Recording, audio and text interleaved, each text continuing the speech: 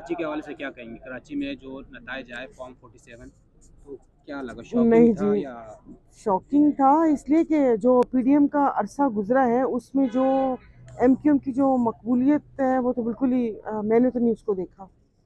और अवाम एक तरह से मुस्तरद कर चुके थे। और अगर एमक्यूएम कराची में है भी तो वो एमक्यूएम लंदन वो है। बाकी इनको मैंने नहीं देखा था, लेकिन इनको खुदा जाने कहाँ से सीट्स मिल गई, सोचना पड़ेगा। अच्छा, क्या समझ रही हैं कि जो अभी हुकूमत बनने जा रही है और पंजाब में तो हो गया है, हलफ ले लिया है, तो डिलीवर कर पाएगी या आवाम आपको नज़र आ रहे हैं, निकलते हुए नज़र आ रहे हैं? नहीं जी, डिलीवर तो कोई भी गवर्नमेंट जो आएगी वो नहीं कर पाएगी, इसलिए कि जिस किस्म का सारा ये हुआ है। अभी भी आपने देखा होगा तो जो भी पार्टीज थी उनकी तरजीहात ओहदों की बंदर बांट पर थी कि कौन से ओहदे। क्या किसी ने सोचा कि ये कि सर जोड़ कर बैठे और सोचे कि मुल्क को इस मुश्किल से निकालना कैसे।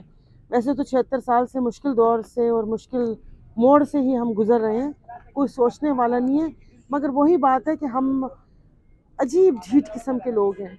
फिर वापस से आईएमएफ उसका मलबा पिछली गवर्नमेंट पे, पिछले वाले उससे पिछले पे डालेंगे, लेकिन पिसेगी आवाम ही।